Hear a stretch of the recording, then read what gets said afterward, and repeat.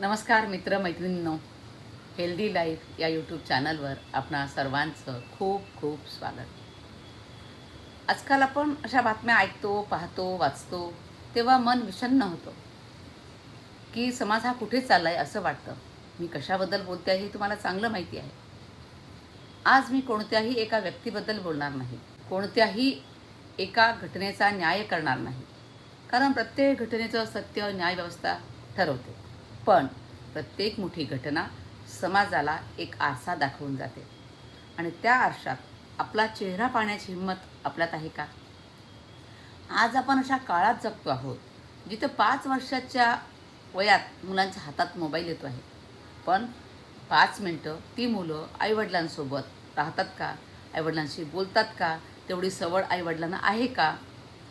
आज आपण मुलांना इंग्रजी शिकवतो, कोडिंग शिकवतो, रोबोटिक्स शिकवतो, वेगवेगळ्या क्लासेसला पाठवतो. पण राग कसा नियंत्रित करायचा, अपयश कसं स्वीकारायचं, नातं कसं जपायचं, विश्वास कसा टिकवायचा, हे शिकवायला आपण विसरत चाललो आहोत. मित्रांनो, लक्षात ठेवा, जगात सर्वात धोकादायक गोष्ट कोणती असेल माहिती आहे? शिक्षित पण संस्कारहीन माणूस. कारण त्याच्याकडे बुद्धी असते पण विवेक नसतो, त्याच्याकडे पैसा असतो पण समाधान नसतं, त्याच्याकडे शक्ती असते पण जबाबदारी नसते. आज सोशल मीडियावर प्रत्येकाला प्रसिद्ध व्हायचं आहे, पण कोणी चांगला माणूस होण्यासाठी धडपडताना दिसतं आहे का? आज लोक म्हणतात, माझ्या मुलाकडे लाखोंचा फोन आहे, माझ्या मुलाचा बंगला आहे. पण किती वडील अभिमानाने सांगतात की माझा मुलगा कोणाचं मन दुखवत नाही. असा जर मुलगा असेल ना, तर तो त्या घराचा खरा अभिमान आहे. मित्रांनो, घरातल्या मुलांनी आपल्या आईला शेवटचं थँक्यू किंवा धन्यवाद कधी म्हटलं आठवतं? मुलाने वडिलांना कधी मिठी मारली? नातवंडांनी आजी आजोबांजवळ वेळ देऊन बसले, 15 मिनटं गप्पा मारल्या, असं कधी झालं? असं होत आहे? असं जर होत असेल तर चांगलंच आहे. जर या प्रश्नांची उत्तरं आपण देऊ शकत नसू, तर आपण आधुनिक झालो आहोत पण समृद्ध नाही. आज मुलांना प्रत्येक गोष्ट मिळते, चुटकीसरशी मिळते आहे, पण म्हणून त्यांना त्या प्रत्येक गोष्टीची किंमत नाही. कारण ज्या गोष्टी सहज मिळतात त्याची किंमत कळत नाही.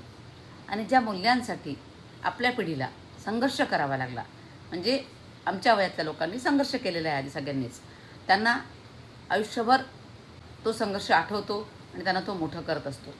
लक्षात ठेवा, मोठं घर असणं म्हणजे मोठेपणा नाही, मोठी गाडी असणं म्हणजे यश नाही, मोठा पगार असणं म्हणजे श्रीमंती नाही.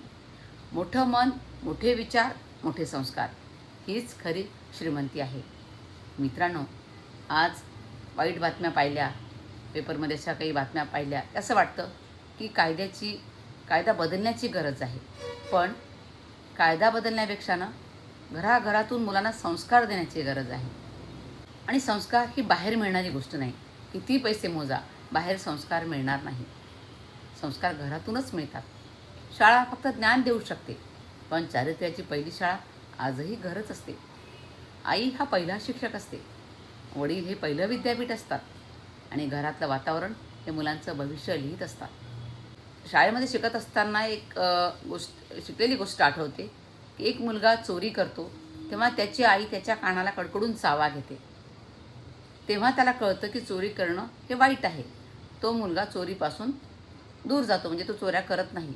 दुसरा मुलगा चोरी करतो, आई त्याचं कौतुक करते, त्या मुलाला वाटतं चोरी करणं चांगलं काम आहे आणि तो सराईत गुन्हेगार बनतो. तर आईचं लक्ष असलं पाहिजे की आपला मुलगा काय करतो, तो किती वेळ मोबाईल बघतो, तो किती वाजता घरी येतो, तो किती वाजता झोपतो, त्याच्या सवयी काय आहेत, त्याची मित्र कशी आहेत, हे आईवडिलांनी लक्ष देणं गरजेचं आहे. आणि ज्या घरामध्ये आदर असेल त्या घरातली मुलं आदर द्यायला शिकतात. ज्या घरात शिवीगाळ होत असेल ते मुलं शिवीगाळच करणार. ज्या घरात प्रेम असेल ती मुलं प्रेम पसरवतात, सगळ्यांशी प्रेमाने वागतात.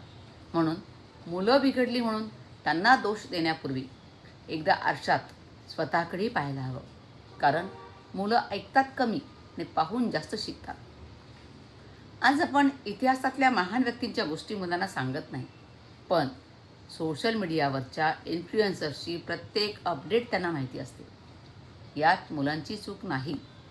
दिशा देण्याची जबाबदारी आपली आहे. मित्रांनो, आज एक निर्णय घेऊया. दररोज किमान अर्धा तास मोबाईल बाजूला ठेवूया. कुटुंबासोबत बसूया. मुलांचं फक्त रिपोर्ट कार्ड तुम्ही पाहू नका. त्यांच्या मनाचंही रिपोर्ट कार्ड समजून घ्या. त्याच्याशी संवाद साधा. त्याला वेळ द्या. त्यांना फक्त मोठं व्हा असं सांगू नका. चांगला माणूस कसं व्हायचं हे सांगा. चांगला माणूस होण्यासाठी तुमच्या वर्तनातून त्याला दिसू द्या. फक्त यशस्वी होऊन उपयोग नाही. आपण समाजात यशस्वी लोक खूप बघतो, पण चांगले माणसं बोटावर मोजण्याइतके असतात. आणि शेवटी लक्षात ठेवा, पैसा वारसा म्हणून आपल्या मुलांना देता येईल, पण संस्कारच अशी संपत्ती आहे जी पिढ्यानपिढ्या समाज घडवत असते. जर प्रत्येक घरात चांगले संस्कार रुजले तर उद्या वर्तमानपत्रात वाईट बातम्या कमी असतील आणि प्रेरणादायी कथा जास्त असतील. म्हणून स्वतः बदला, कुटुंब बदलेल. कुटुंब बदललं तर समाज बदलेल आणि समाज बदलला तर देश आपोआप बदलेल. चला, या दिशेने आपण वाटचाल करूया. आपल्यातून आपल्या मुलांवर संस्कार कसे झिरपतील ते बघूया.